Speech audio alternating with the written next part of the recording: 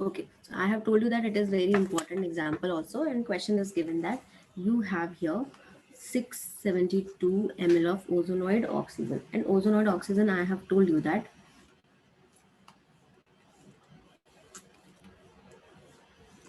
it is your the mixture of O3 plus O2. Okay, or it is saying that it's weighing how much, 1 gram. Okay, this is your one thing. So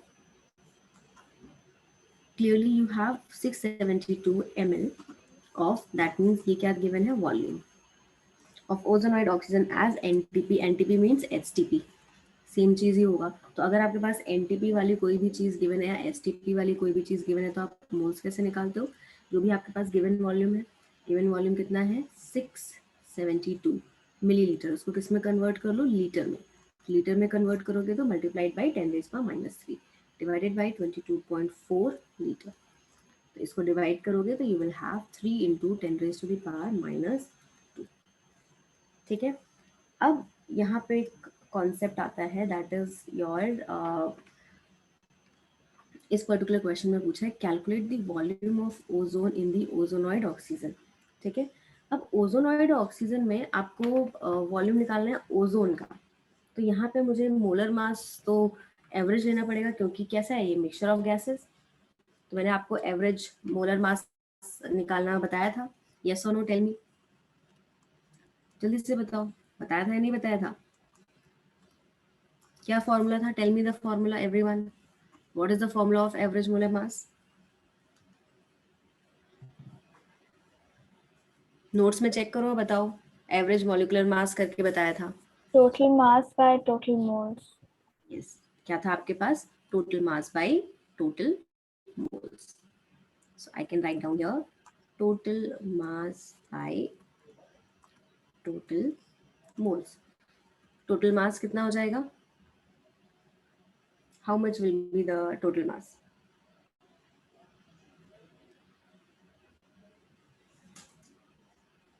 बताओ, जल्दी से बताओ. 1 ग्राम. 1 ग्राम है ना. तो 1 gram divided by total number of moles कितने हैं? 3 into 10⁻². ये -2 ऊपर ले जाओ तो कितना हुआ, 100/3. यस और नो? अब मुझे निकालना है calculate the volume of ozone. मुझे वॉल्यूम अगर ओजोन का निकालना है तो मुझे ये भी तो पता होना चाहिए कि इस ओजोनॉइड के मिक्सचर में उसका परसेंटेज कितना है ना. तो मुझे पहले निकालना पड़ेगा परसेंटेज ऑफ ओजोन. इसमें से ओजोन का परसेंटेज कितना है. तो अब आपको परसेंटेज ऑफ ओजोन मैंने निकालना भी बताया था. यस और नो, इफ यू रिमेंबर, क्या फॉर्मूला था? किसी भी चीज़ का अगर मुझे परसेंटेज निकालना है तो हमने क्या क्या फॉर्मूला बताया था? नोट चेक करो और बताओ.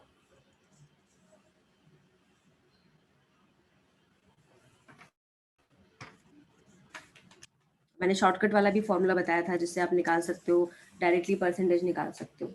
Check the notes and let me no.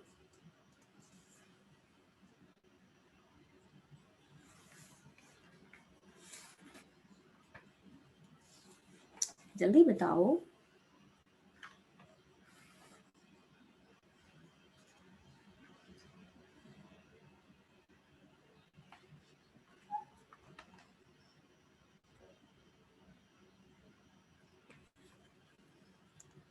किसी को नहीं याद परसेंटेज निकालने के लिए what we were doing?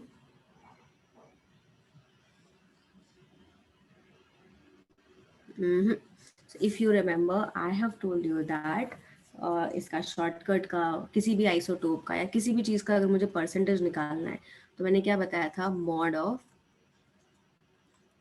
Difference in, कैसे निकालोगे? एवरेज मॉलिक्यूलर मास, क्योंकि हम मोलर की बात कर रहे हैं, मॉलिक्यूल्स की बात कर रहे हैं, तो एवरेज मोलर मास और माइनस एटॉमिक मास ऑफ जो भी आप जिसका निकाल रहे हो उसका अपोजिट का. तो एटॉमिक मास या फिर molar mass of other substance divided by जो भी आपके पास दोनों सब्सटेंस है उनके बीच का एटॉमिक मास का डिफरेंस या मोलर मास का डिफरेंस.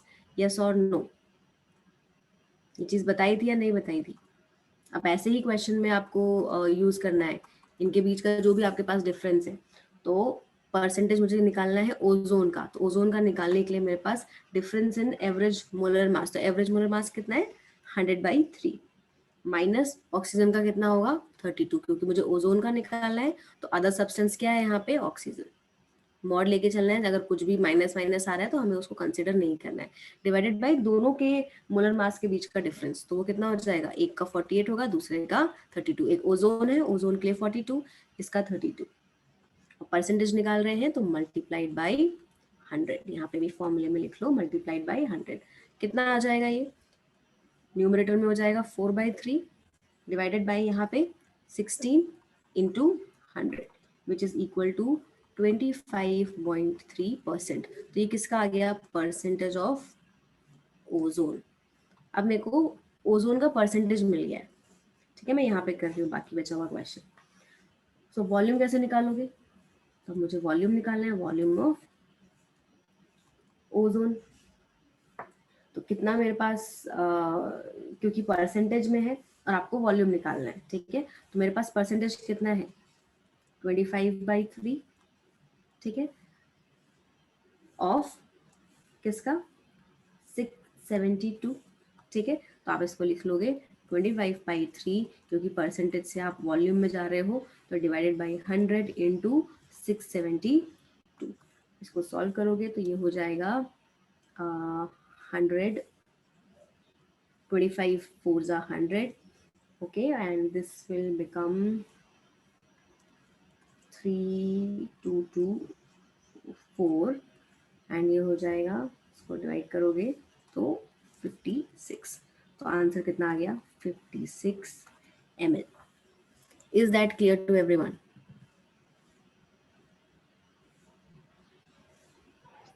समझ में आया सबको या नहीं?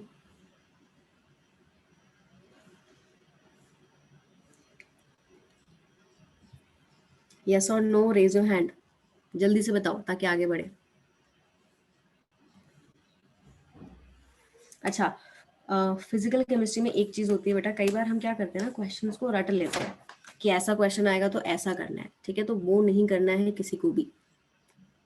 डोंट मेमोराइज द क्वेश्चन कि ऐसा कुछ आएगा तो वैसा करेंगे एंड एवरीथिंग, ठीक है। और क्वेश्चन नहीं समझ में आया तो you can ask me again also, आप दोबारा भी मुझसे पूछ सकते हो। चलो, in the previous class let's continue with the class now. हम पिछली क्लास में बात कर रहे थे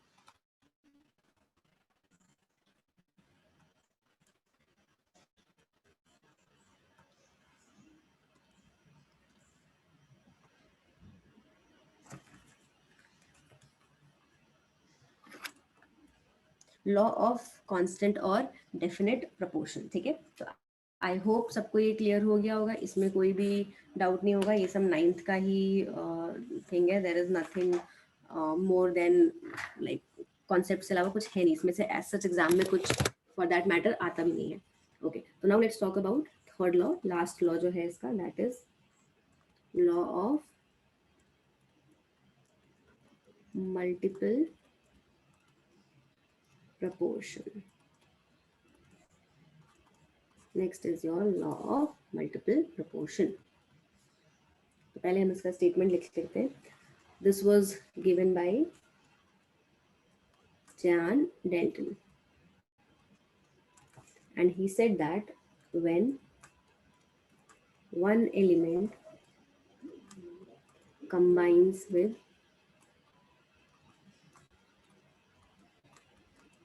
other element to form two or more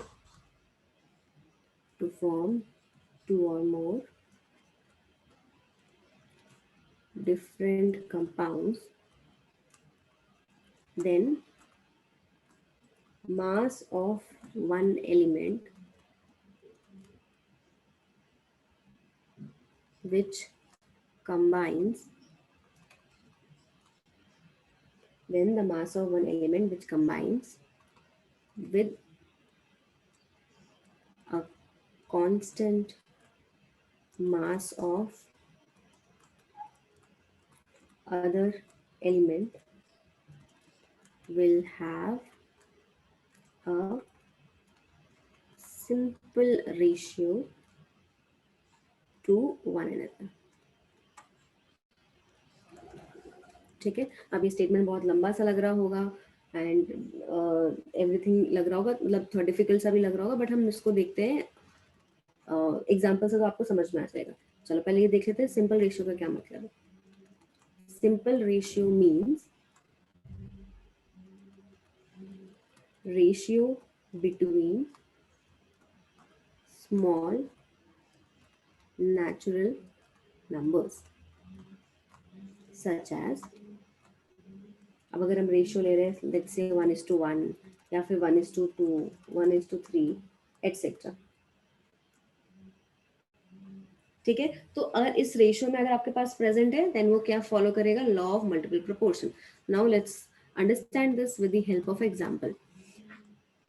let's say मैं ले रही हूँ कार्बन एंड ऑक्सीजन, ठीक है। कार्बन एंड ऑक्सीजन दो तरीके से फॉर्म हो सकते हैं या दो तरीके के कंपाउंड फॉर्म कर सकते हैं, एक तो कार्बन मोनोऑक्साइड और कार्बन डाइऑक्साइड, ठीक है। अब इन दोनों के ही केस में you can clearly see that carbon यहाँ पे 12 ग्राम होगा क्योंकि कार्बन का एटॉमिक मास कितना होता है 12, ये सब लर्न करने पड़ेंगे, ठीक है। एंड ऑक्सीजन का यहाँ पे कितना यूज हुआ है 16 ग्राम्स।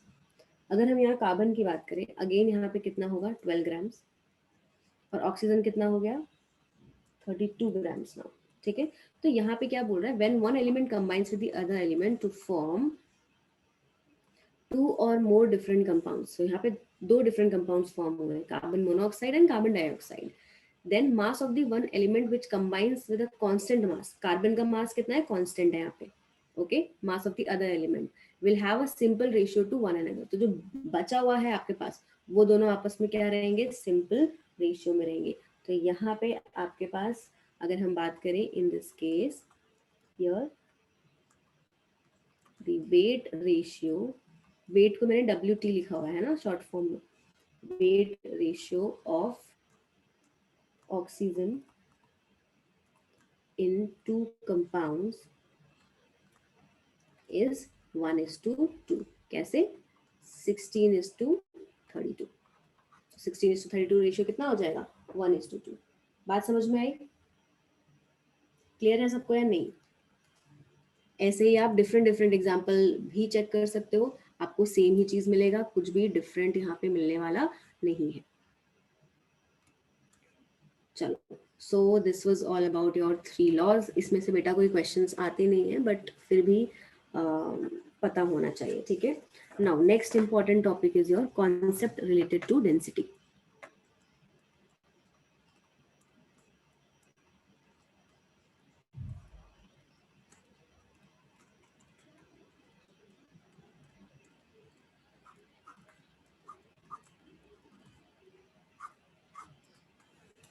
जल्दी से लिख लो जिन्होंने लिखा नहीं है, फटाक से लिख लो, then we will start with concept related to density.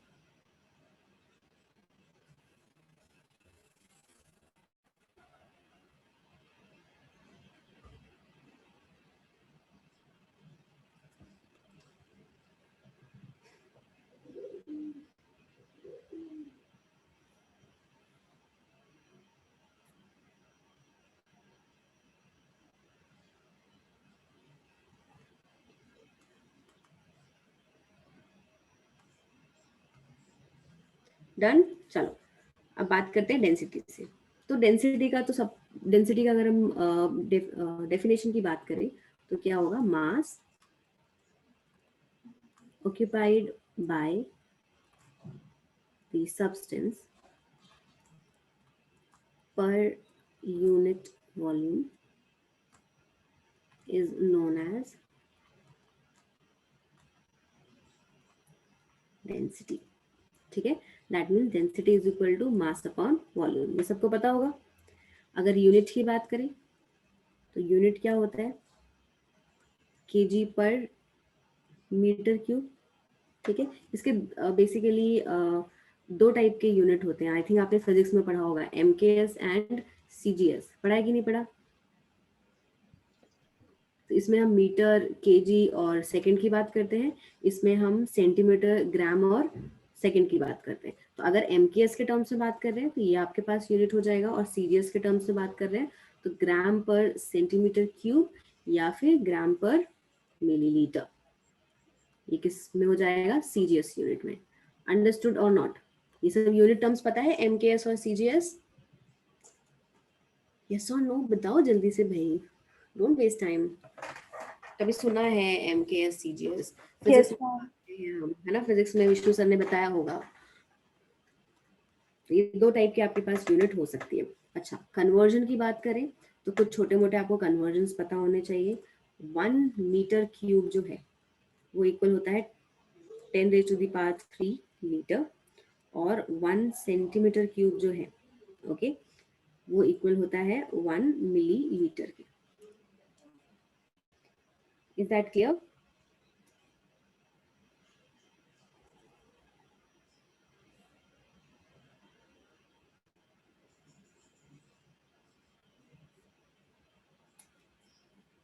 ये लिख लो जल्दी से, ये भी बहुत पूछा जाता है। ये सब क्वेश्चंस करते टाइम याद आएगा, तब आपको करना है यहाँ पे, ठीक है। तो ये सब चीजें जो कन्वर्जन्स है, लीटर में मीटर क्यूब को मिलीलीटर में, इन सबको कैसे चेंज करना है वो सब पता होने चाहिए। चलो, डेंसिटी जो होती है हमारे पास, जो हमको यहाँ पे चेक करना है, वो बेसिकली 2 टाइप्स की होती है। densities which you are going to use here is of 2 types। एक हो गई आपके पास absolute density, and second one is your relative density।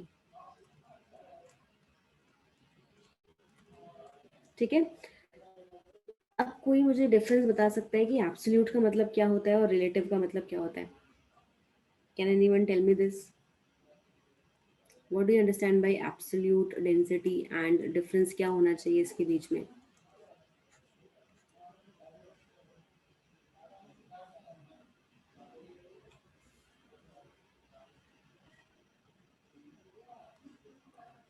No, absolute is not with respect to water. Absolute is actually the exact density। ठीक है, absolute is always, कोई भी कहीं भी आप टर्म अगर सुनोगे तो एब्सोल्यूट मतलब रियल, वो उस टाइम पे वही होना चाहिए, नथिंग एल्स। आप उसको कहीं से कंपेयर नहीं करोगे, किसी से कंपेयर नहीं किया, वो उसकी रियल डेंसिटी है।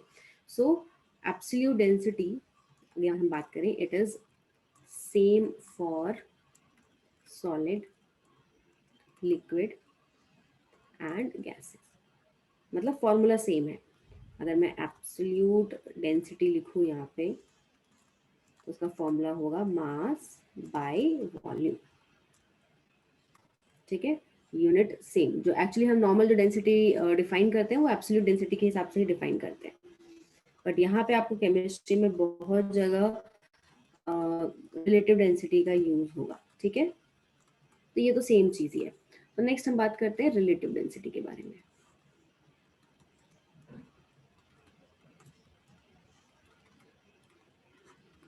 अब रिलेटिव डेंसिटी पहले हम सॉलिड और लिक्विड के लिए बात करेंगे, और फिर गैसेस की बात करेंगे। नहीं, आइसोटोप्स के लिए कुछ नहीं होता है ऐसा बेटा। ऐसा नहीं है कि रिलेटिव डेंसिटी आप आइसोटोप्स के लिए निकालोगे संप्रेता।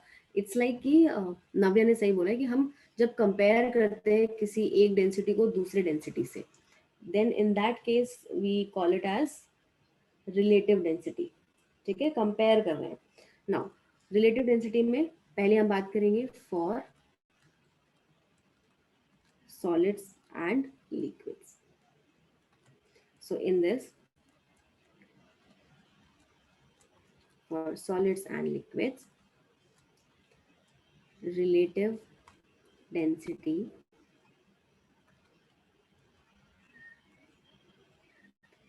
is taken relative to water until otherwise mentioned।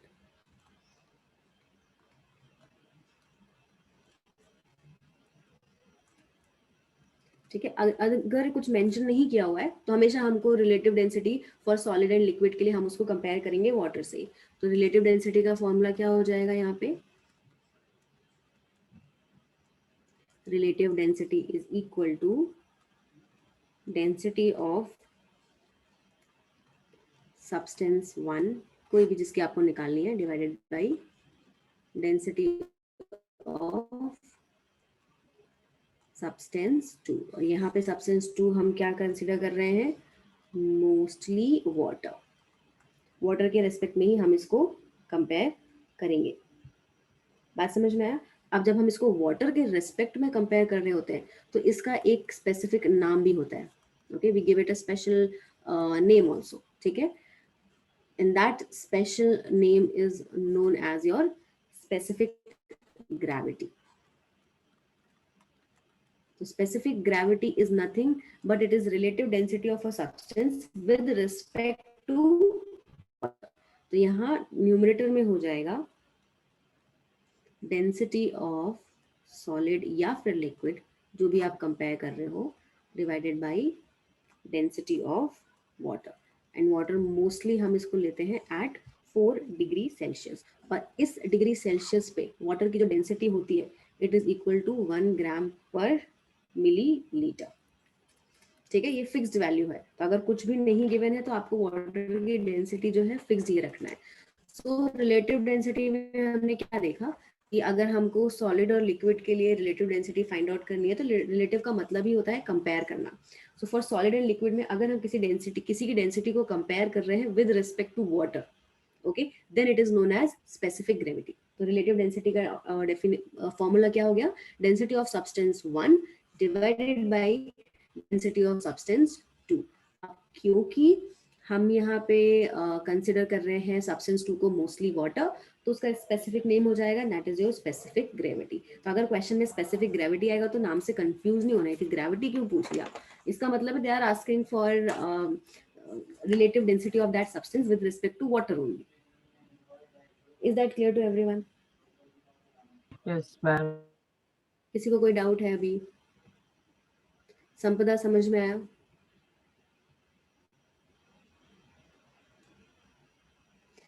One kg is equal to what? विवेक क्या पूछ रहे हो? kg को आप लीटर में नहीं कन्वर्ट कर सकते। इट इज kg पर मीटर क्यूब है, ये पर मीटर क्यूब, मतलब kg divided by metre cube. यहाँ पे ये मास kg में होगा और वॉल्यूम अगर मीटर क्यूब में होगा तो इट इज योर kg पर मीटर क्यूब। और मीटर क्यूब को अगर मुझे लीटर में कन्वर्ट करना है तो 1 metre cube is equal to 10⁻³ litre. तो ऐसे कन्वर्ट कर सकते हैं।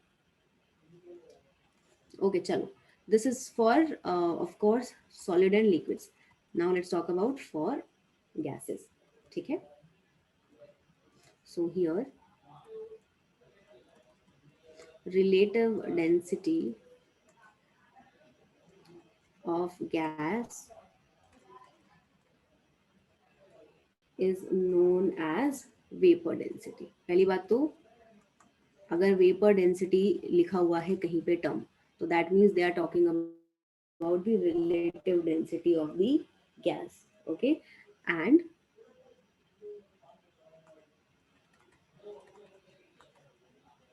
it is the ratio of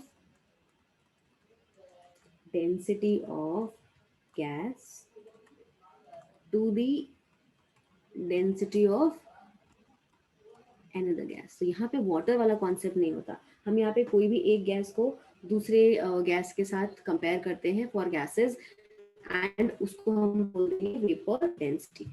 तो मैं यहाँ पे चाहूँ तो लिख सकती हूँ वेपर डेंसिटी, जिसको शॉर्ट फॉर्म में अब आगे मैं कहीं भी यूज करूंगी तो वीडी लिखूंगी। So vapour density is equal to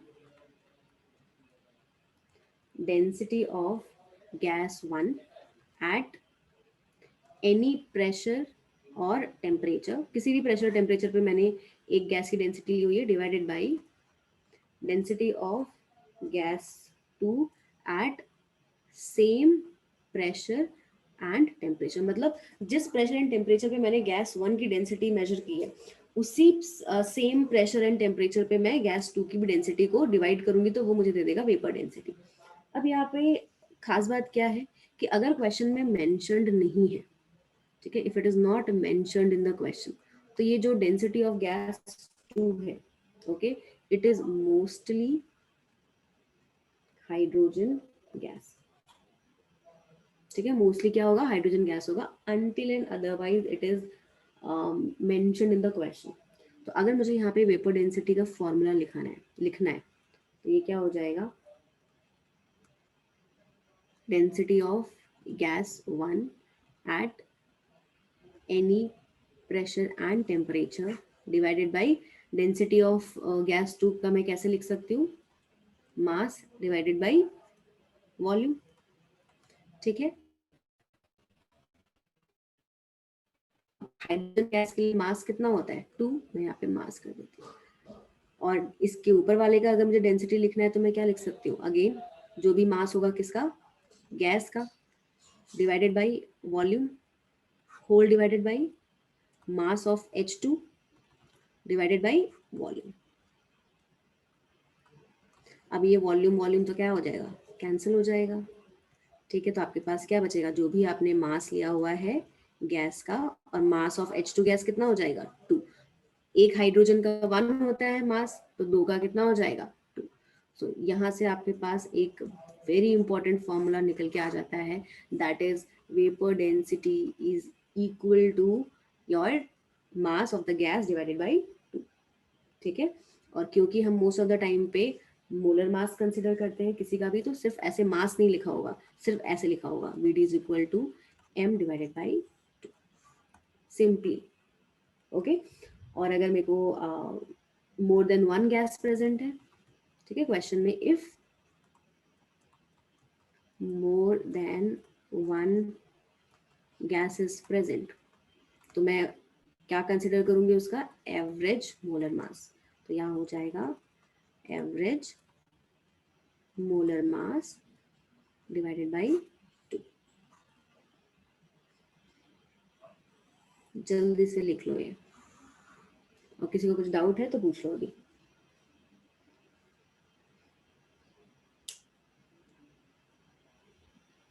so for ma'am? Liquid, हाँ पूछो। मैम वो m/2 लिखे है ना, वो 2 मॉलिक्यूलरिटी है ना हाइड्रोजन हाँ का? वो हाइड्रोजन का मोलर मास है। मास ऑफ हाइड्रोजन कितना होगा 2 ही तो होगा ना, नॉट हाँ मॉलिक्युलरिटी मैम। नहीं बोलते, मोलर मास बोलते हैं। मास, मोलर मास है ये, चाहे तो मैं लिख देती हूँ मोलर मास ऑफ H2। ठीक है, डेरिवेशन कुछ है नहीं प्रशिष्टि, ऊपर डेंसिटी है नीचे डेंसिटी है।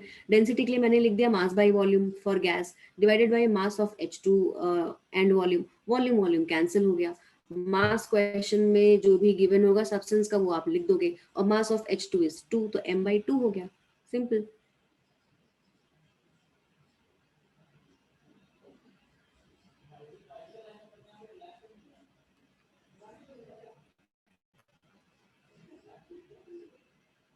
लिखो ये, जल्दी से लिखो। डेरिवेशन कुछ है नहीं, आई डोंट थिंक इसमें कुछ डेरिवेशन है। डेरिवेशन बेटा अभी फिजिकल में जो डेरिवेशन आएगा ना वो अलग ही लेवल के होंगे, ये तो कुछ भी नहीं है। Density is equal to mass upon volume होता है, बस वही तो लिखा है मैंने।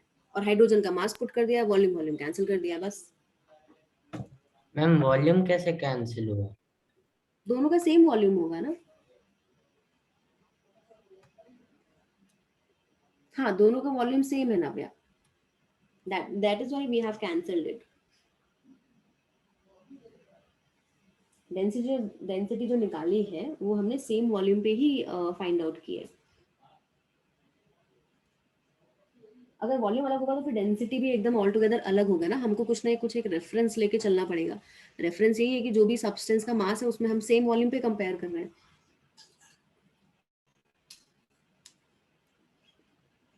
मैम तो ये बस हाइड्रोजन होने पर नहीं, कोई भी गैस होने पर ये एप्लीकेबल है? मोस्टली हम हाइड्रोजन गैस ही लेते हैं, लाइक 99% ऑफ द टाइम पे। बट अगर क्वेश्चन में अलग गैस मेंशन कर दिया तो आप फिर उसका मास लिखो और डिवाइडेड बाय वॉल्यूम करो, और वॉल्यूम वॉल्यूम एनीवेज कैंसिल हो जाएगा। तो आपके पास जो भी गैस का मास दिया हुआ है आप उसके हिसाब से फाइंड आउट करोगे देन, है ना। हाँ मैम। ओके, चलो लिखो ये जल्दी से।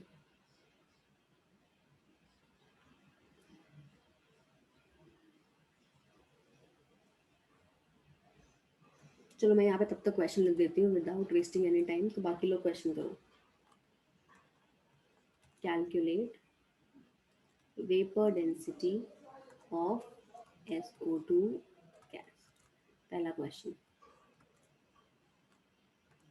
Calculate vapor density of SO2 gas with respect to CH4 that is methane. क्या पता चलेगा कितना कॉन्सेप्ट क्लियर हुआ है नहीं हुआ है. थर्ड क्वेश्चन है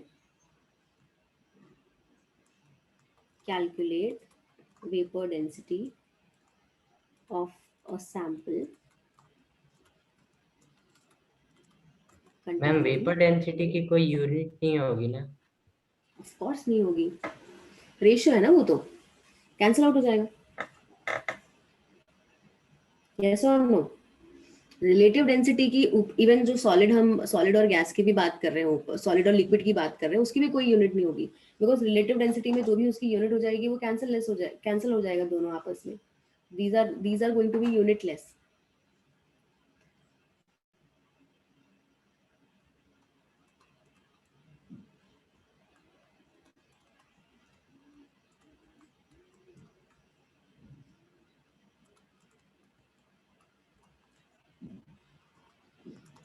So third question है यहाँ पे calculate vapor density of a sample containing 5 moles of O2 and 5 moles of N2. मतलब अब mixture of gases है and with respect to helium gas. He मतलब this is your helium gas.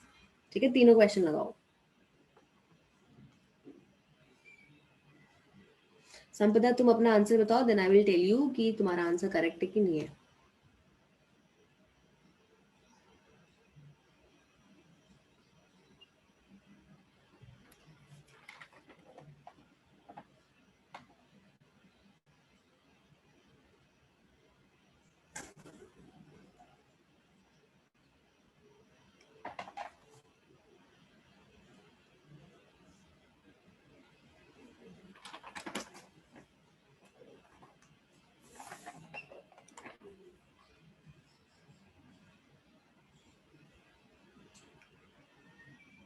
Ananya answer correct है, संपदा आपका भी correct है. बाकी लोग भी आंसर बताओ, जल्दी से करो.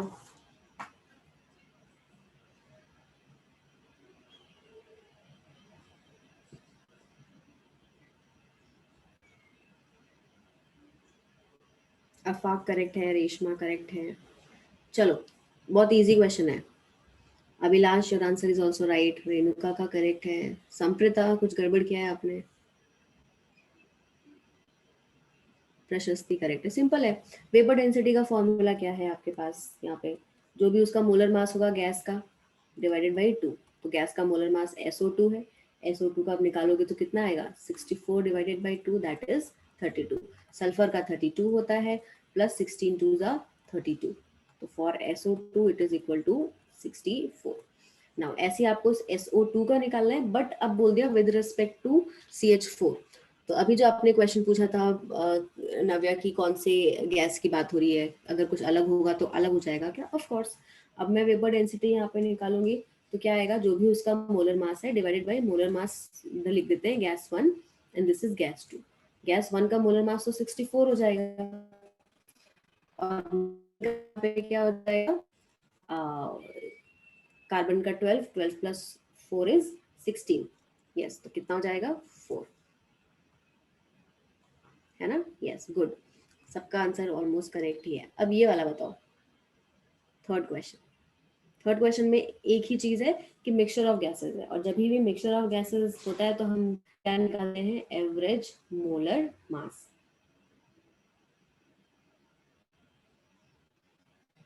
तो आपको बस यहाँ पे एक ही कैच है and that is you have to find out the average molar मास.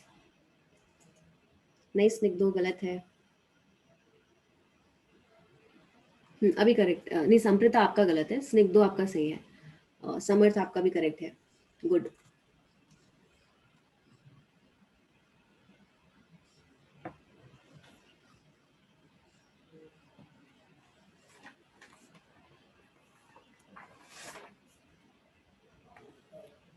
ठीक है, करें डिस्कस करें, इजी है क्योंकि मिक्सचर ऑफ गैसेस है. तो what I have to do is I have to first find out the average molar mass. And average molar mass के लिए जॉन 72.5 है या प्रिंटिंग मिस्टेक, मतलब लिखने में तुमने मिस्टेक कर दिया है. एवरेज मोलर मास क्या होता है कि जो भी आपके पास टोटल मास है divided by total number of moles, तो मुझे पहले का मोल का मास निकालना है।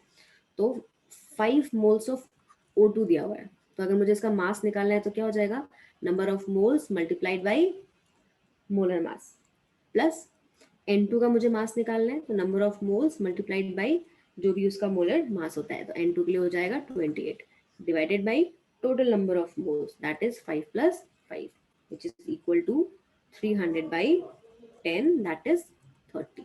अब मेरे पास मोलर मास आ गया, तो मैं वेपर डेंसिटी निकाल सकती हूँ। 30 डिवाइडेड बाई किसके रेस्पेक्ट में निकालना है, हीलियम के।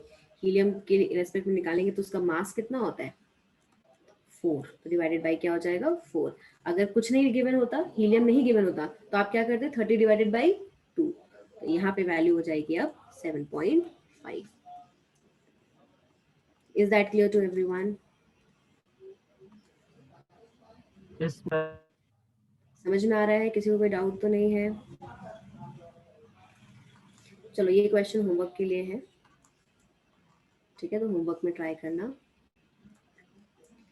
Here you have 16 gram of an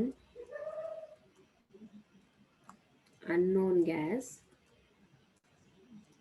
occupies 5.6 liter at STP. Calculate vapor density of the gas. ठीक है, मैं जगह छोड़ रही हूँ, आपको इसको सॉल्व करना है, घर पे ट्राई करना। नेक्स्ट टॉपिक जो हम पढ़ने वाले हैं, that is your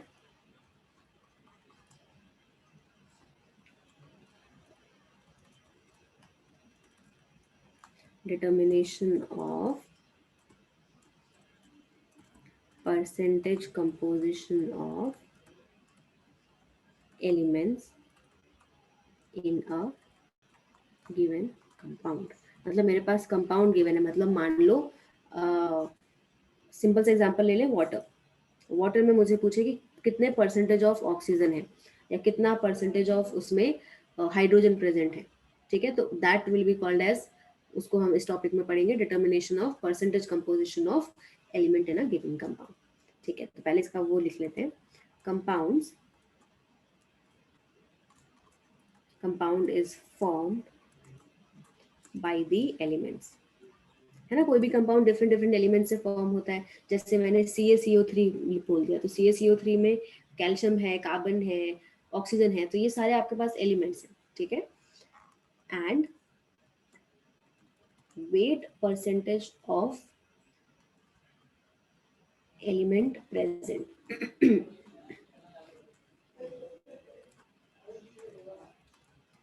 in the given compound is known as its percentage composition, and for that molar mass of the compound is required। So all together ये statement क्या बोलना चाह रहा है कि कोई भी कंपाउंड जो है वो डिफरेंट डिफरेंट एलिमेंट से बना होता है। अब डिफरेंट डिफरेंट जो भी एलिमेंट है तो मैं उसका कुछ ना कुछ परसेंटेज में कंपोजिशन होगा। अगर मैं CaCO3 ले रही हूँ तो मैं बोल रही हूँ कि 1 Ca है, ठीक है, बट उसका परसेंटेज में वैल्यू कितना है वो हमको यहाँ पे फाइंड आउट करना है, ठीक है। और उसके लिए हमें कंपाउंड का मोलर मास पता होना जरूरी है, और मोलर मास हम निकाल सकते हैं, एक सेकेंड, हाँ, और मोलर मास हम उसका निकाल सकते हैं अगर मुझे कंपाउंड पता है कौन सा है, क्योंकि हमको सबका वैल्यू तो आता ही है, सबका वैल्यू पता ही है, तो हम निकाल सकते हैं। तो यहाँ से सिंपल सा फॉर्मूला आ जाता है, percentage of any element will be equal to, जिसका भी आपको एलिमेंट का वेट निकालना है, डिवाइडेड बाय जो भी वेट है टोटल कंपाउंड का, और या फिर बोल सकते हो आप इसको मोलर मास, मल्टीप्लाइड बाय 100, ठीक है। अपने मार्क्स का जिस तरीके से आप परसेंटेज निकालते हो ना, कि मान लो आपने 50 में से 25 स्कोर किया, तो आप क्या करोगे, 25 जितना भी आपका मार्क्स है divided by total marks multiplied by 100, वही है जो भी वेट है एलिमेंट का divided by total weight multiplied by 100, ठीक है। तो इसी टर्म को यहाँ पे बोलते हैं वेट परसेंटेज। वेट को मैं WT लिख रही हूँ शॉर्ट फॉर्म में, कई नोट्स में देखना और समझ में ही नहीं आ रहा हो कि WT कौन सा नया टर्म है। तो दिस इज एक्चुअली और वेट परसेंटेज, ठीक है, फाइन। तो ये हो गया आपके पास फॉर्मूला। तो इसको हम अंडरस्टैंड करने की कोशिश करते हैं with the help of a question.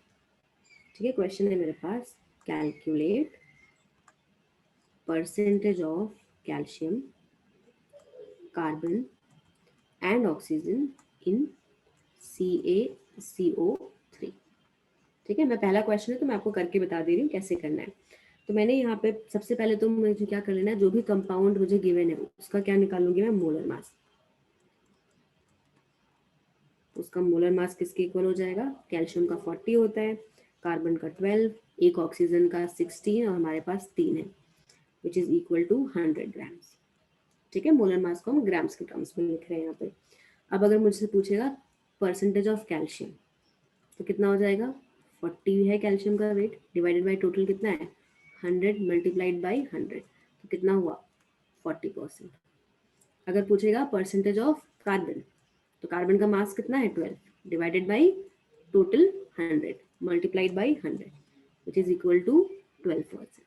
ऐसे अगर मुझसे पूछ ले परसेंटेज ऑफ ऑक्सीजन, तो टोटल ऑक्सीजन कितना है 48 divided by 100 multiplied by 100 is equal to 48%. Is this clear to everyone? Sampada, it's nothing but अगर आपने स्कोर किया है 25 मार्क्स आउट ऑफ 50, ठीक है, इसका परसेंटेज कैसे निकालोगे, marks obtained total marks multiplied by 100, वही तो है। CaCO3 का टोटल मास कितना है 100 ग्राम्स, और कैल्शियम का अगर परसेंटेज निकालेगा तो कैल्शियम का मास कितना है 40 multiplied by 100, that is your 40%। बस वही तो कर रहे हैं हम, यस और नो।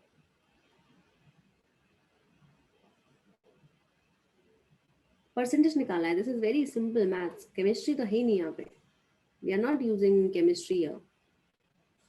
ठीक है, अब फटाफट से इसको लिख लो जल्दी से।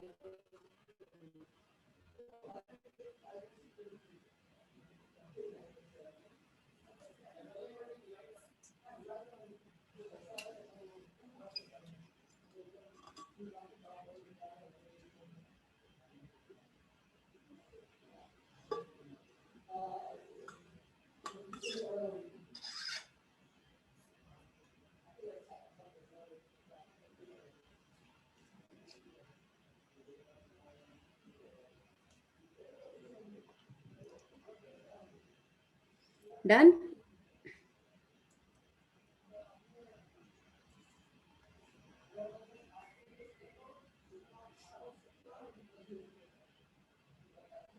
संपदा आपका हो गया, late me no.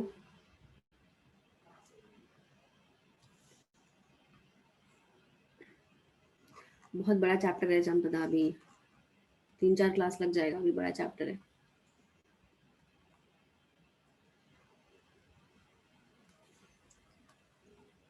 Almost 50% chapter is done, 50% तो अभी भी बाकी है।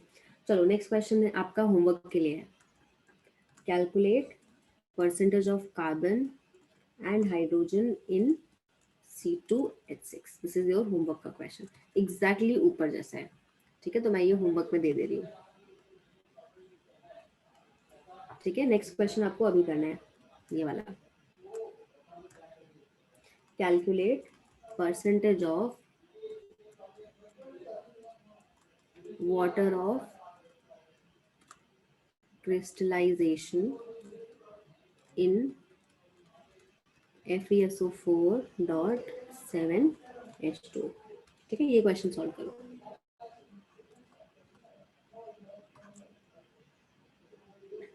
होमवर्क का क्वेश्चन लिख लिया ना, इसको हम मार्क कर देते हैं इस टॉपिक का क्वेश्चन 1 सेकेंड।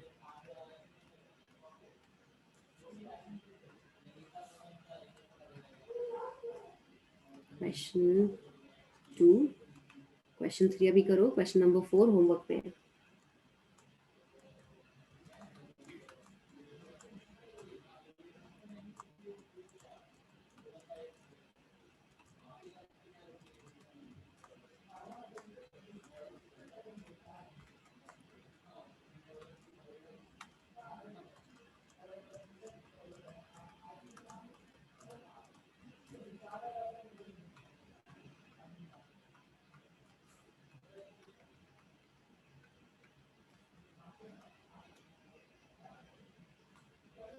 Fe का मास होता है 56. Fe का मास इज 56. नोट्स में चेक करोगे तो कहीं ना कहीं हमने यूज किया हुआ है, तो ये छोटे मोटे जो बहुत कॉमनली यूज हो जा रहे हैं ना बार बार, उसका मास आप याद कर लो, बेटर है. तो क्वेश्चन नंबर 3 बताओ क्या आंसर आ रहा है.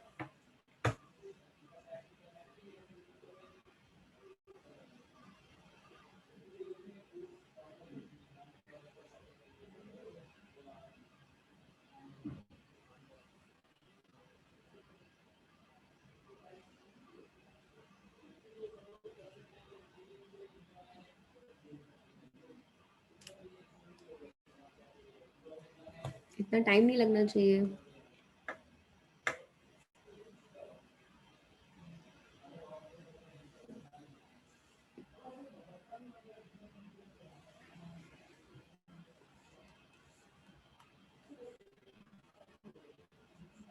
चलो देखो इधर, पहले मैं निकाल लेती हूँ पूरा molar mass of FeSO4.7H2 total molar mass. ठीक है,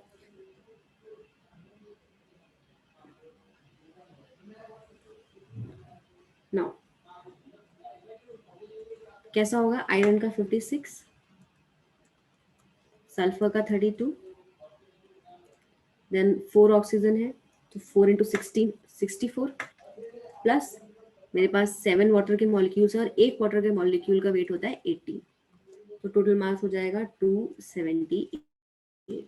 ठीक है, मुझे बोला है percentage of water of crystallisation, तो इसमें से वाटर ऑफ क्रिस्टलाइजेशन कितना है, 7 into 18, दैट इज 126. वाटर मेरे पास इतना ही है, तो 126 डिवाइडेड बाय टोटल कितना है 278 मल्टीप्लाइड बाय 100. ठीक है, अब बस आपको इसका परसेंटेज निकालना है. ठीक है, बताओ आंसर कितना आया.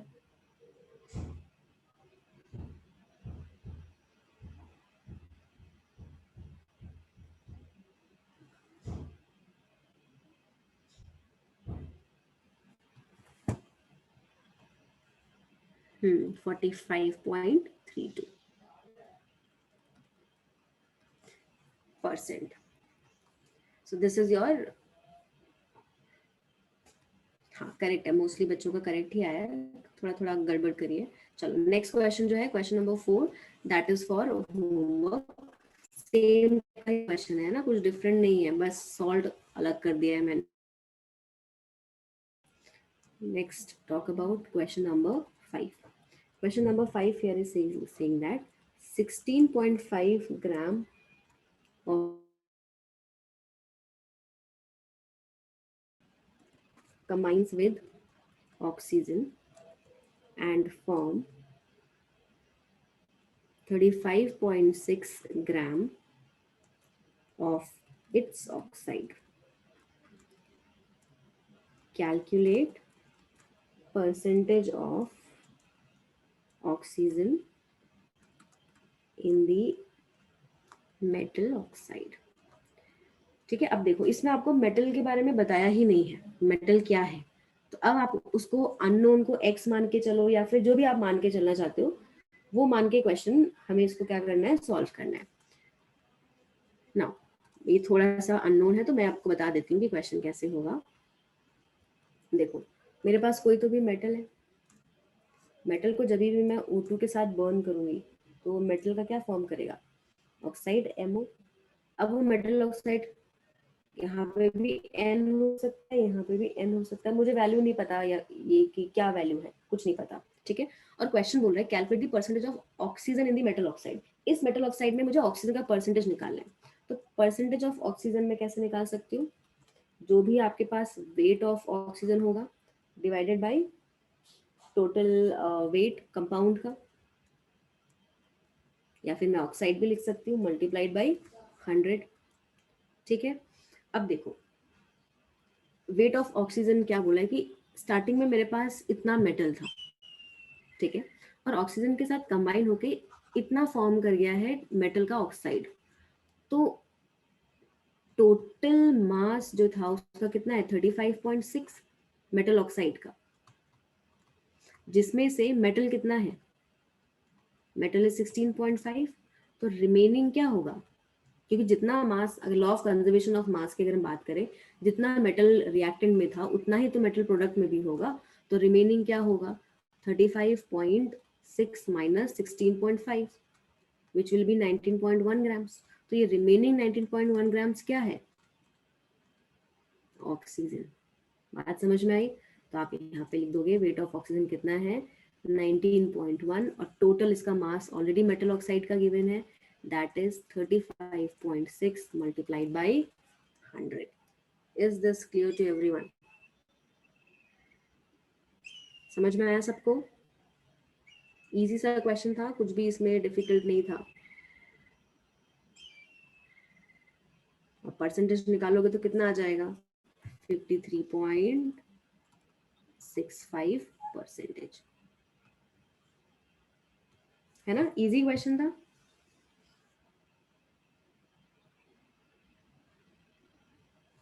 चलो नेक्स्ट क्वेश्चन देखते हैं, लिख लो ये जल्दी से।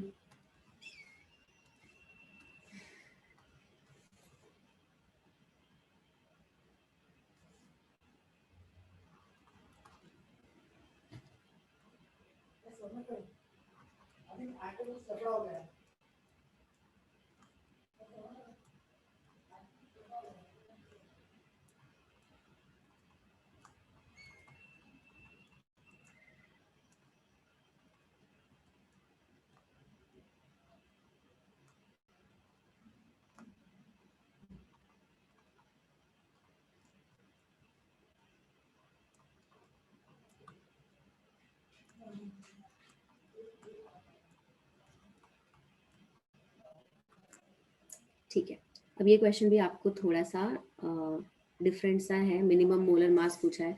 अब ये मिनिमम मोलर मास चिन्मयी क्या हो रहा है क्वेश्चन में, यहाँ पे आपको मेटल ऑक्साइड का मास गिवन है, ये टोटल मेटल जो भी आपका मेटल ऑक्साइड फॉर्म हो रहा है हमको नहीं पता, उसका टोटल मास गिवन है 35.6, ठीक है, जिसमें से क्वेश्चन में बोला है कि मेटल कितना है 16.5, ठीक है, तो 16.5 जितना रिएक्टेंट में मेटल था उतना ही प्रोडक्ट में भी मेटल होगा। तो अगर 16.5 ग्राम रिएक्टेंट में मेटल था, law of conservation of mass से उतना ही 16.5 प्रोडक्ट में भी मेटल होगा। तो टोटल मास अगर 30.5 है और मेटल उसमें से 16.5 है, तो बचा हुआ क्या होगा उसमें, ऑक्सीजन ही तो होगा। यस और नो? Yes, बस ma'am. वही माइनस करके मैंने ऑक्सीजन निकाल दिया। अब मुझे ऑक्सीजन का जैसे ही मास पता चला, मैंने टोटल मास ऑलरेडी क्वेश्चन में गिवन है, डिवाइड करके मल्टीप्लाई कर दिया, ठीक है? Yes, ma'am, I got it. Okay fine. Next is थोड़ा सा मिनिमम मोलर मास पूछा है, तो थोड़ा नया क्वेश्चन है, हो सकता है नहीं बन पाएगा ये, ठीक है, तो मैं बता देती हूँ। क्वेश्चन बोल रहा है आपके पास कि a compound of nitrogen contains 0.03% of nitrogen, ठीक है, और आपसे पूछ रहा है कि calculate the minimum molar mass of the compound. Minimum मतलब हमको पता नहीं है नाइट्रोजन का कौन सा ऑक्साइड है, नाइट्रोजन के बहुत सारे ऑक्साइड होते हैं, N2O5, NO, N2O, NO2, बहुत सारे ऑक्साइड्स होते हैं नाइट्रोजन के, तो मुझे पता ही नहीं कि ये कौन सा है, ठीक है, which oxide it basically it should be, ठीक है। तो यहाँ पे हमारे पास एक कॉन्सेप्ट आता है, that is your concept of minimum molar mass. तो पहले मैं ये बता देती हूँ।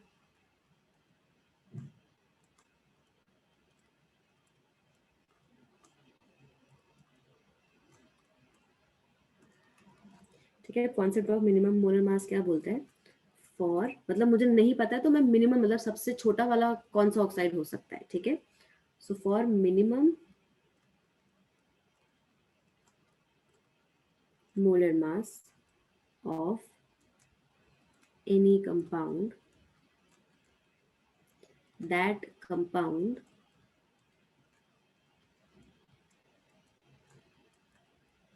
should have at least one atom whose percentage is given, ठीक है, जिसका आपके पास परसेंटेज गिवन हो। और यहाँ पे परसेंटेज कितना गिवन है 0.03, 0.07%। ठीक है, तो अगर मैं परसेंटेज ऑफ नाइट्रोजन निकालना चाहूँ तो क्या होगा, weight of nitrogen divided by जो भी आपके पास मोलर मास होगा ऑक्साइड का, नाइट्रोजन के ऑक्साइड का, क्योंकि ऑक्सीजन के साथ ऑक्साइड नहीं, कंपाउंड लिख लो, मुझे पता नहीं कौन सा कंपाउंड है, कंपाउंड कर लो। ठीक है, एंड मल्टीप्लाइड बाय 100।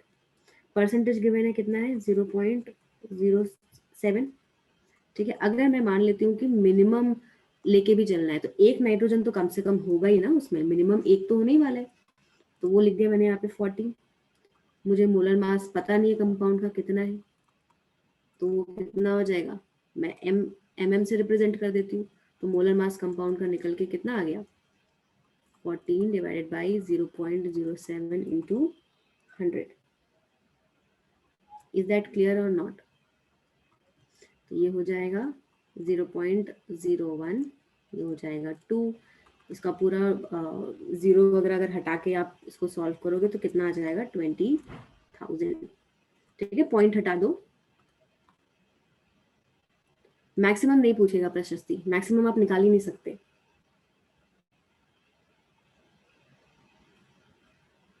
ठीक है, मैक्सिमम मुझे नहीं पता क्योंकि कितना है, मिनिमम मैं निकाल सकती हूँ। ठीक है, तो हमको क्या पूछा है, परसेंटेज ऑफ नाइट्रोजन गिवन है यहाँ पे, वो कितना है आपके पास, 0.07%। अब क्योंकि मिनिमम मोलर मास पूछा है तो मुझे ये पता है कि कुछ नहीं तो एक नाइट्रोजन तो होने ही वाला है उसमें।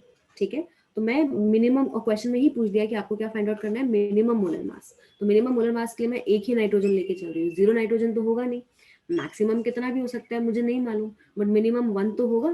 तो 1 के लिए मैंने क्या लिख दिया यहाँ पे, 14 divided by molar mass of the compound, मुझे नहीं पता है कितना है मोलर मास कंपाउंड का, तो मैंने लिख दिया, और वही मुझे फाइंड आउट करना है यहाँ पे, और ये ऑलरेडी मिनिमम ही होगा क्योंकि मैं 1 ही लेके चल रही हूँ यहाँ पे, मल्टीप्लाइड बाय 100। तो मोलर मास को क्या करोगे, यहाँ से फाइंड आउट कर लो, तो वैल्यू हो जाएगी 20,000। अभी समझ में आया संपदा?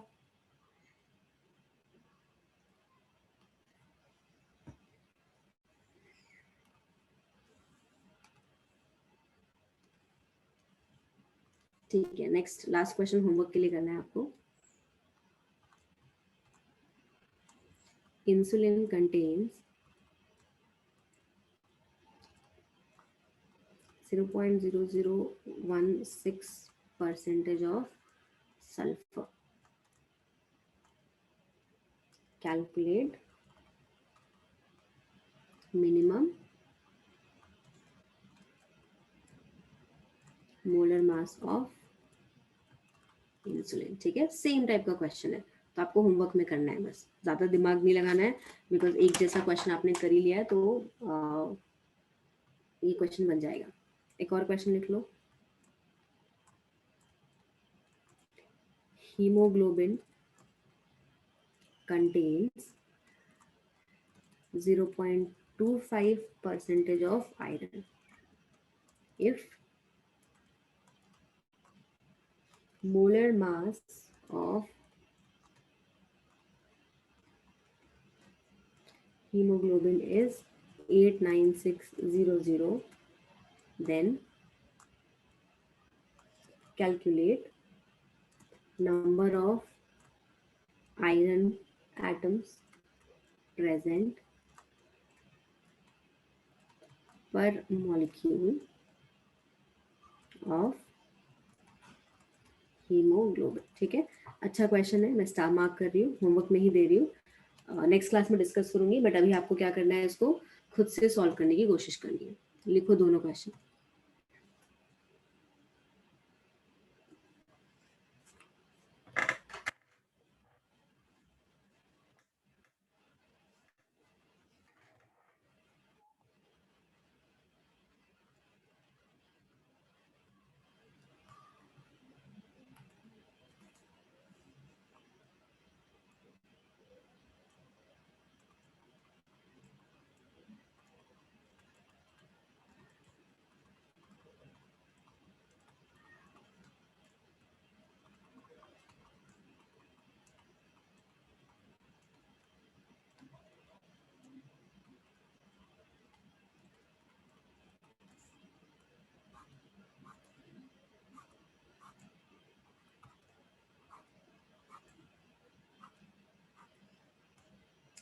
Done writing with question?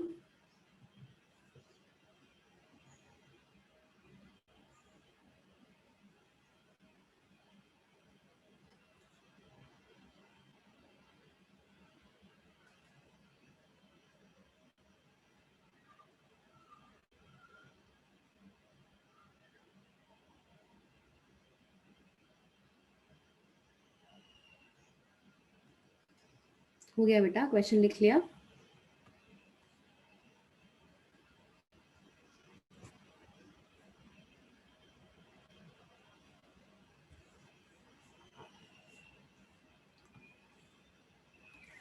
Okay चलो, next topic is your empirical formula and molecular formula.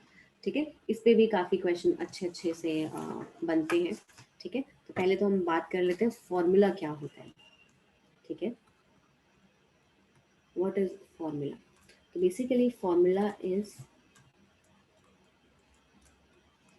group of symbol of the elements which represents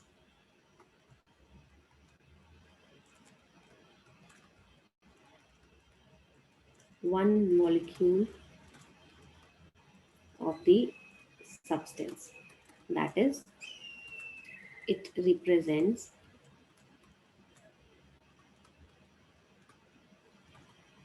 the chemical combination of the substance. ठीक है, एग्जाम्पल वाटर ले लिया हमने, या फिर CaCO3 ले लिया, कुछ भी। तो फॉर्मूला किसी भी कंपाउंड का वो फॉर्मूला होगा जिसमें आपको बताएगा कि कितने एलिमेंट प्रेजेंट है और किस कॉम्बिनेशन में प्रेजेंट है वो, दैट्स इट। ठीक है, बट एम्पेरिकल फॉर्मूला क्या होता है? What is here empirical formula? That is very important.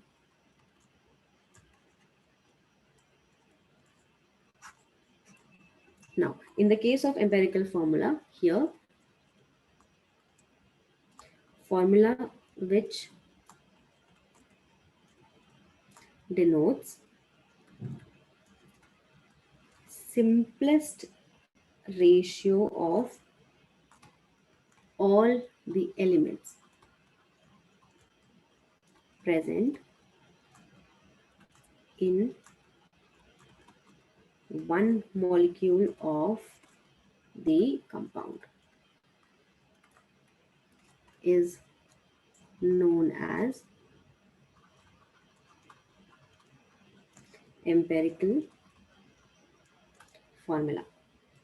ठीक है, अभी मैं एग्जांपल्स वगैरह कराऊंगी तो ये सब समझ में आने लग जाएगा। अभी बस डेफिनेशन लिखते रहो।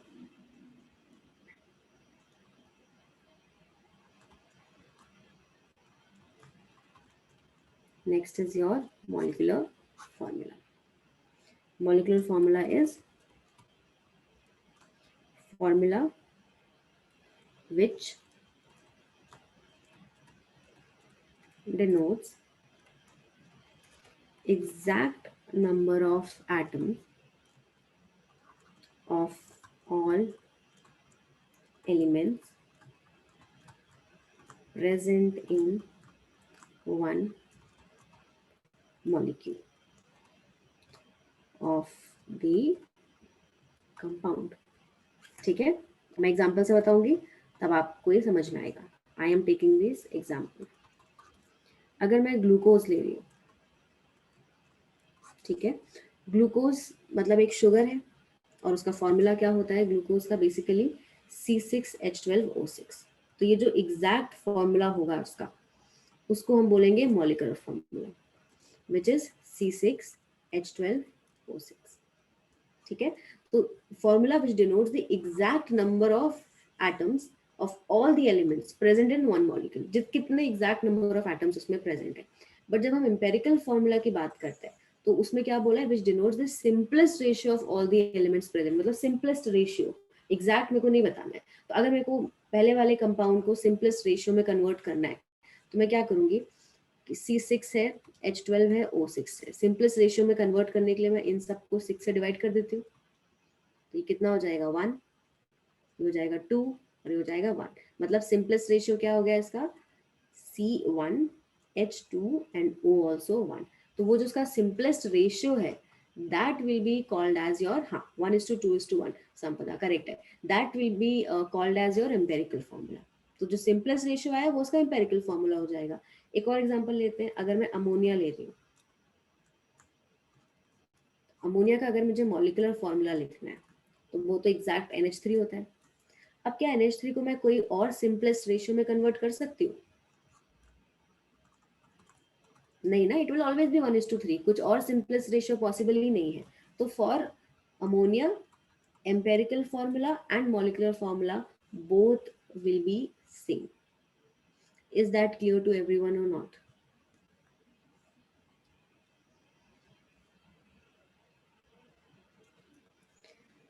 समझ में आया सबको? हाँ ना, कुछ बोलो, अदरवाइज कैसे पता चलेगा? Yes, ma'am. Yes, ma'am. है ना? ओके, ये सब all these are very easy concepts. ठीक है, अब हमको बात करना है रिलेशन बिटवीन को मैं इस तरीके से लिखती हूँ. रिलेशन बिटवीन मॉलिक्यूलर फॉर्मूला को MF लिख रही हूँ और एम्पेरिकल फॉर्मूला को EF लिख रही हूँ. ठीक है, अदरवाइज बहुत सारा लिखना पड़ रहा है मेरे को. तो इनके बीच का रिलेशन क्या होता है?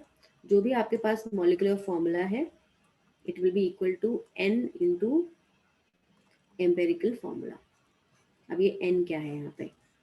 ठीक है, वो बात करते हैं. N here is equal to, it is basically an integer value.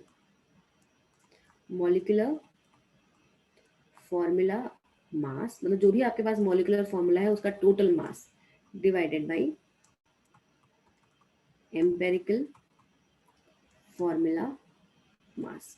और N is what? It is an integer value. ठीक है, अब फॉर एग्जाम्पल अगर मुझे ग्लूकोज के लिए ये N की वैल्यू निकालनी है, लेट्स से फॉर ग्लूकोज क्या है हमारे पास?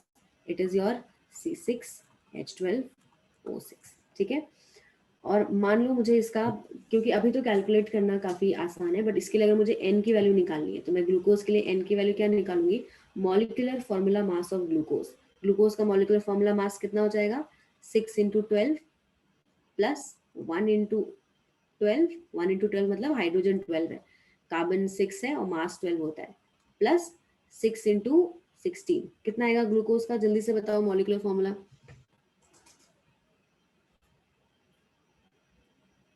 मास कितना आएगा?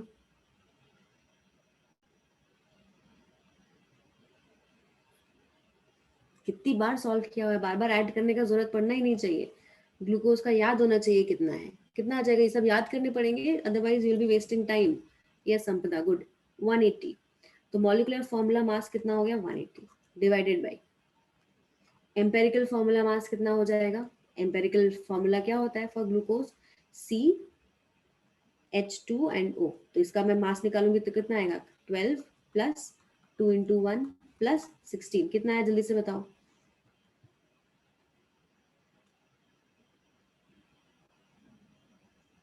30.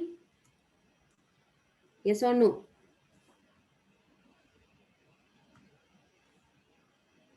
तो कितना हो जाएगा?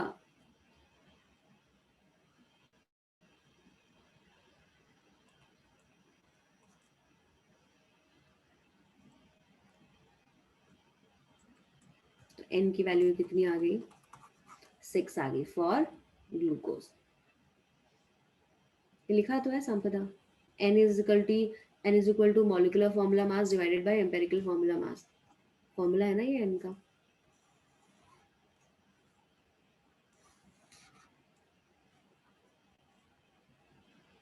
This is your N. N actually ये बता रहा है कि अगर आप वैसे समझने का कोशिश करो तो N ये बता रहा है कि उसके मॉलिक्यूलर फॉर्मूला में और उसके एम्पेरिकल फॉर्मूला में कितने इंटीजर का डिफरेंस है ना. अगर मतलब सिंपल सी बात करूं, मैंने बोल दिया कि ये मेरे पास एम्पेरिकल फॉर्मूला है ग्लूकोज का, तो मैं कौन से इंटीजर से मल्टीप्लाई करूं कि मुझे उसका एग्जैक्ट मॉलिक्यूलर फॉर्मूला मिल जाए? दिस इज योर N, है ना. तो अगर मैं 6 से मल्टीप्लाई कर दूंगी तो क्या आ जाएगा? C6H12O6. तो इसीलिए ग्लूकोज के लिए N का वैल्यू कितना आएगा? 6. समझ में आया?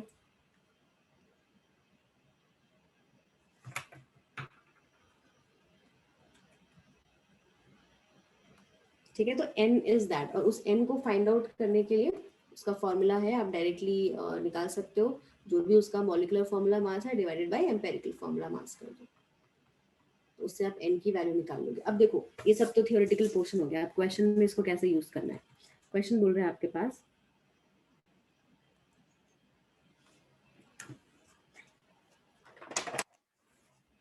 चलो डायरेक्टली ये वाला करते हैं, एक सेकेंड। Determine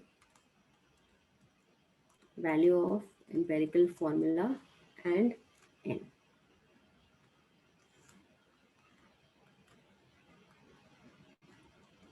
यहाँ पे है मेरे पास कंपाउंड, इधर लिख लेते हैं एम्पेरिकल फॉर्मूला, इधर हो गया n। कंपाउंड है मेरे पास H2O2 B2H6 FeSO4 N2O4 C4H10 CH3COOH C12H22O11 then Al2O3, इसका फाइंड आउट करो।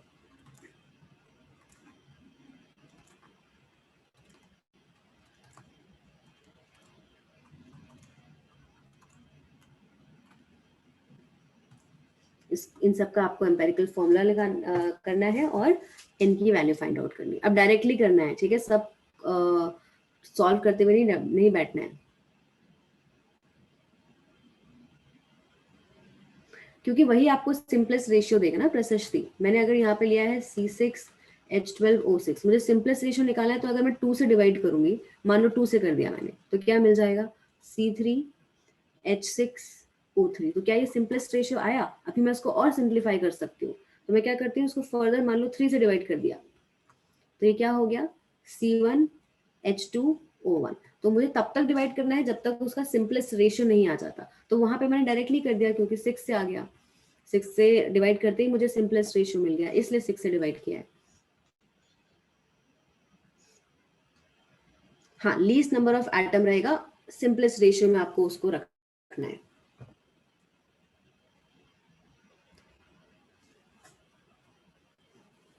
अब जैसे मैं यहाँ पे H2O2 का एग्जांपल ले लो, सॉरी H2O नहीं, H2O2 कर लो, सॉरी H2O2 का अगर हम यहाँ पे एग्जांपल ले लें, तो अगर मुझे इसका सिंपलेस्ट रेशियो निकालना है, तो मेरे पास कुछ ऑप्शन नहीं है, मैं 2 से डिवाइड कर देती हूँ, तो सिंपलेस्ट रेशियो मिल जाएगा, क्या हो जाएगा H और O, ठीक है। तो n की वैल्यू क्या होगी, मतलब अब मैं HO में क्या मल्टीप्लाई करूँ कि मुझे एग्जैक्ट ये मिल जाए, तो डायरेक्टली आप लिख लोगे 2।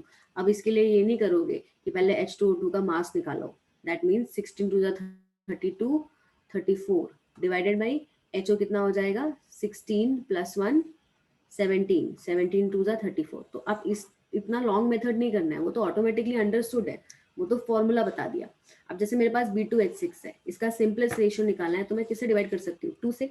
2 से डिवाइड किया तो B तो 1 हो जाएगा और H कितना हो जाएगा 3। तो इसका मतलब है कि अगर मैं 2 से BH3 को मल्टीप्लाई करूँ तो मुझे एग्जैक्ट B2H6 मिल जाएगा। अब अगर मैं FeSO4 ले रही हूँ तो कुछ सिंपलेस्ट रेशियो आप कर ही नहीं सकते, क्योंकि ये भी 1 है, ये भी 1 है, ये 4 है, तो कुछ भी नहीं कर सकते।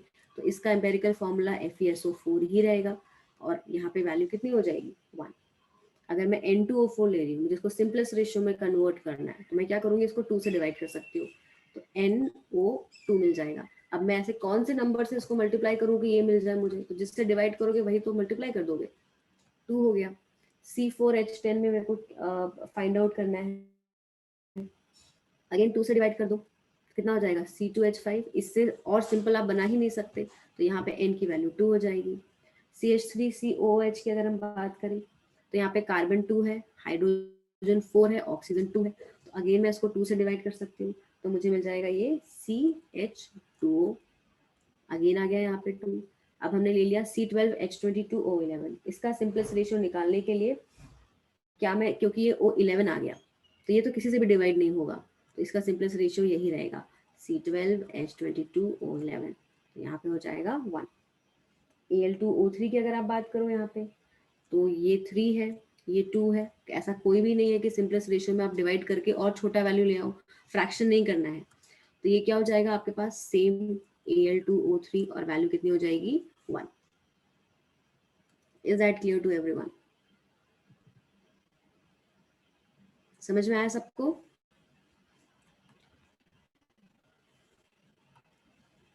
तो जरूरी नहीं कि हर बार आप कैलकुलेट करने बैठो, वो एक बार अगर आपको मतलब समझ में आ गया तो आप क्लियरली फाइंड आउट कर सकते हो। चलो लिख लो जल्दी से ये।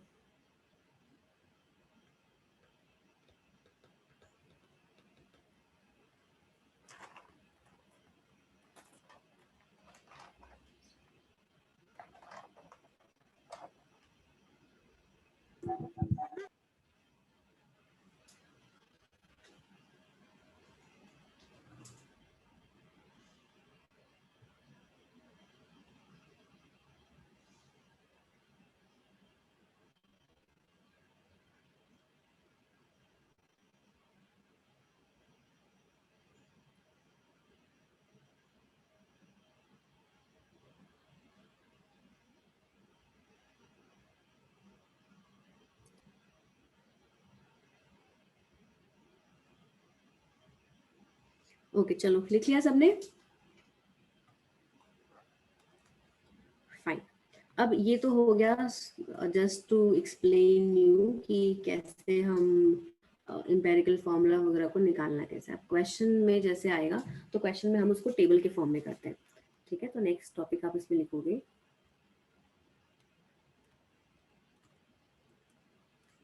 determination of empirical formula of a compound.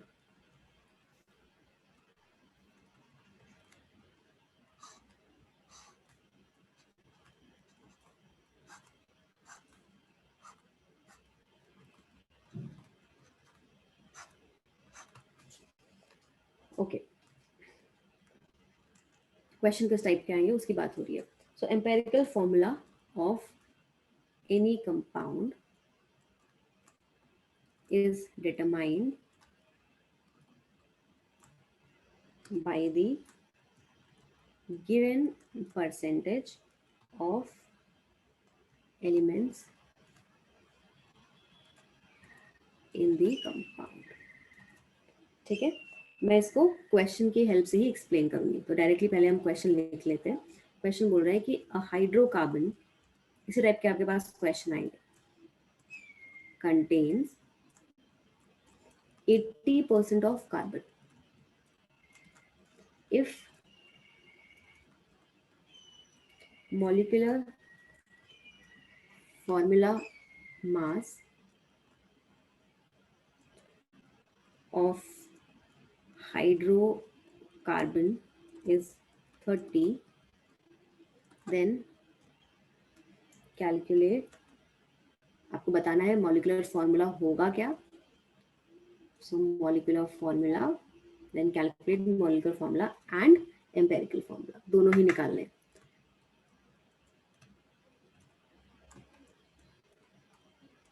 ठीक है, तो इसके लिए हम एक टेबल टाइप का बनाते हैं। टेबल टाइप में हाइड्रोकार्बन है, इसका मतलब है क्या प्रेजेंट होगा उसमें, hydrogen and carbon. 10th class में पढ़ाई होगा आप लोगों ने, ठीक है? तो उसके लिए पहला जो हम टेबल का जो पहला थिंग बनाएंगे उसमें हम बात करेंगे एलिमेंट की, ठीक है? जो भी आपके पास एलिमेंट है। सेकंड कॉलम होगा टेबल का, जो भी परसेंटेज ऑफ एलिमेंट आपको गिवन है, ठीक है? या फिर आपको वेट बाय वेट रेशियो भी गिवन हो सकता है, इसके बारे में हम बात करेंगे क्वेश्चन में, कोई दूसरा क्वेश्चन करके। थर्ड कॉलम आपको यहाँ पे फाइंड आउट करना है कि एटॉमिक मास क्या होगा एलिमेंट का, percentage of basically atomic mass कितना है, ठीक है? तो जो भी परसेंटेज है उसको अगर आप डिवाइड कर दोगे उसके एटॉमिक मास से, तो वो आपको बता देगा कि कितने नंबर ऑफ एटम्स है ना? नेक्स्ट जो है आपके पास, आपको फाइंड आउट करना है बेसिकली रिलेटिव रेशियो, एलिमेंट्स का रिलेटिव रेशियो। अभी समझ में नहीं आ रहा होगा कि मैम क्या ही बता रही है, एग्जाम्पल से समझ में आएगा। रिलेटिव रेशियो जो है वो क्या करेगा, जो भी उसका एटॉमिक मास है डिवाइडेड बाय जो भी उसकी लोवेस्ट वैल्यू आई है उससे डिवाइड करके, ओके? और फिफ्थ वाला कॉलम होगा आपके पास सिंपलेस्ट रेशियो का, जो कि एम्पेरिकल फॉर्मूला बताएगा। ठीक है, अब देखो क्वेश्चन के हिसाब से हम इसको कैसे सॉल्व करेंगे। ये हमने, और हमेशा ऐसे टेबल बना के ही करना है क्वेश्चन।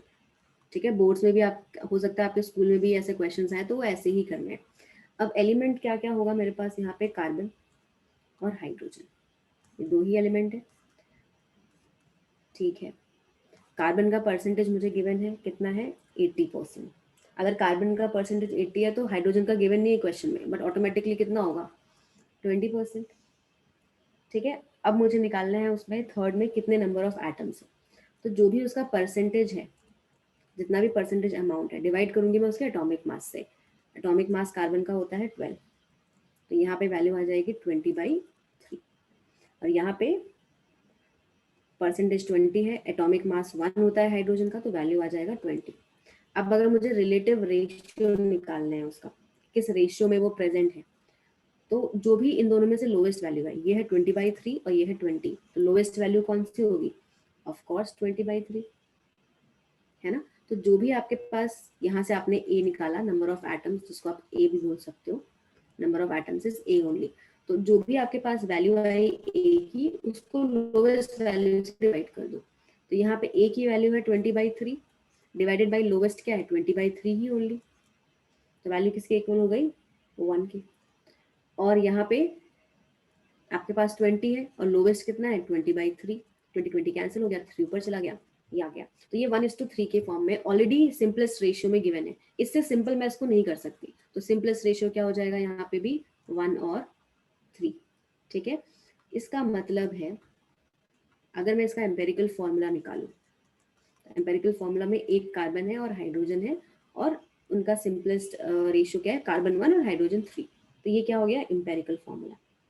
अब मुझे उसका मॉलिक्यूलर फॉर्मूला निकालना है, और मॉलिक्यूलर फॉर्मूला और एम्पेरिकल फॉर्मूला के बीच में आपको मैंने रिलेशन बता दिया है, जिसके लिए आपको क्या चाहिए, n की वैल्यू, है ना। मॉलिक्यूलर फॉर्मूला किसके इक्वल होता है, अगर मुझे मॉलिक्यूलर फॉर्मूला निकालना है तो it is n into empirical formula, जो आपको लिखवा दिया है मैंने। तो आपको मॉलिक्यूलर फॉर्मूला निकालने के लिए n चाहिए।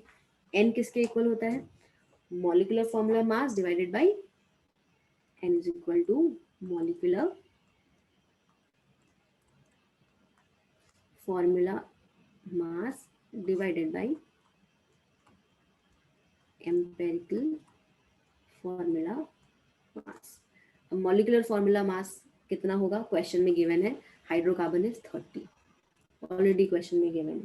तो आप क्या करोगे 30 divided by empirical formula mass कितना होगा आपके पास, CH3 है, मतलब 12 + 3, 12 + 3 कितना हुआ 15, मतलब n की वैल्यू कितनी आ गई 2। अब n की वैल्यू 2 आ गई तो मैं मॉलिक्यूलर फॉर्मूला निकाल सकती हूँ, दैट मीन्स 2 इंटू आपके पास एम्पेरिकल फॉर्मूला कितना है CH3, तो CH3 को 2 से मल्टीप्लाई कर दो, तो कितना बन जाएगा C2H6। बात समझ में आया, क्लियर है सबको कि नहीं, Yes, ma'am. है ना।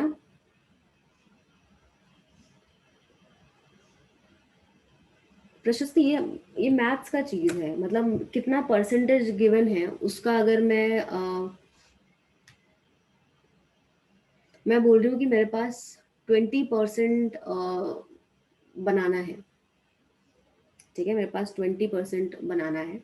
उस 20% बनाना में से अगर मैं बोलूँ एक बनाना का मास जो है वो लेट्स से 2 ग्राम्स है, तो कितने बनाना है उसमें, तो 20% को अगर मैं 2 से डिवाइड कर दूंगी तो मतलब कितना हुआ 10 बनाना, और 10 बनाना करेक्ट है ना। 10 बनाना को हर एक को मैं वापस से अगर मल्टीप्लाई कर दूं 2 से, तो 20 ग्राम से तो आ गया, और 20 ग्राम्स का परसेंटेज में निकालेंगे तो कितना आएगा 20% ही तो आएगा, है ना। मैथ्स है, नो नॉट केमिस्ट्री, ठीक है। तो this is your one thing, I hope ये टेबल समझ में आ गया होगा, और यही टेबल यूज करके आपको क्वेश्चंस करने हैं।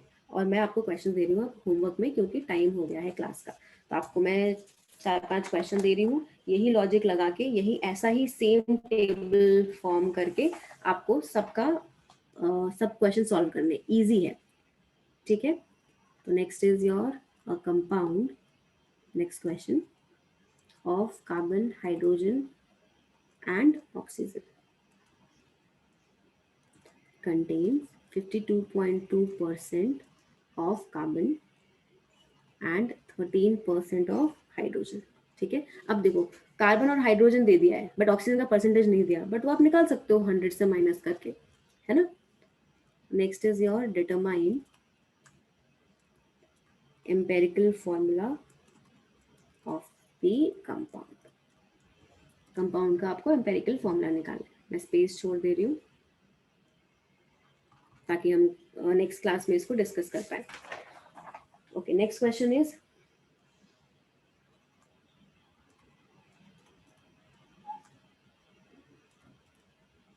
a compound contains chromium, potassium and oxygen,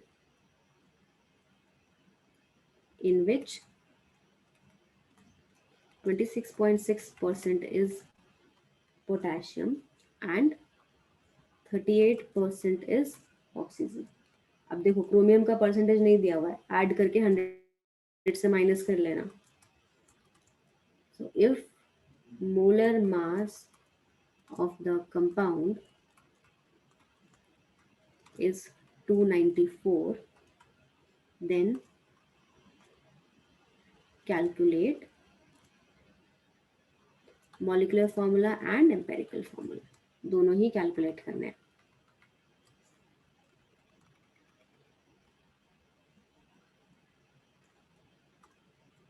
next question,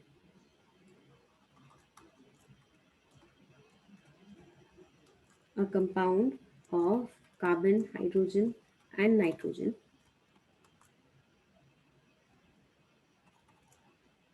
are in the ratio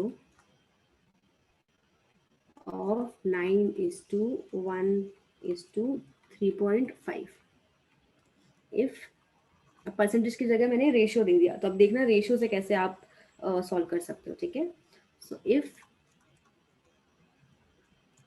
molecular formula mass is 108, then calculate molecular formula of compound।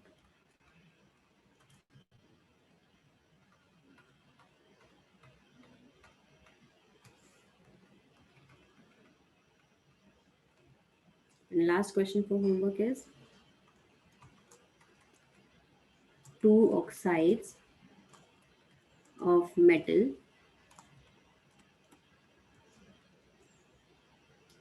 contains 50% and 40% of metal respectively।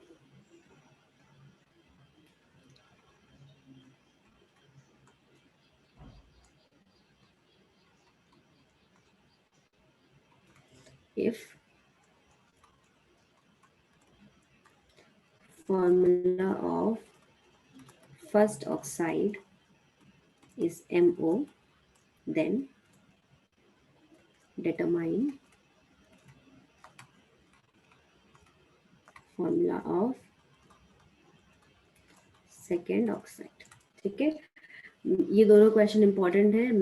Next class में mostly ये दोनों question ही discuss करूंगी, बाकी आपको सिर्फ calculation करना है, तो कैलकुलेशन में कुछ भी गड़बड़ नहीं होनी चाहिए। ये दोनों मैं श्योरली और डिस्कस करने वाली हूँ नेक्स्ट क्लास में। Is that clear to everyone?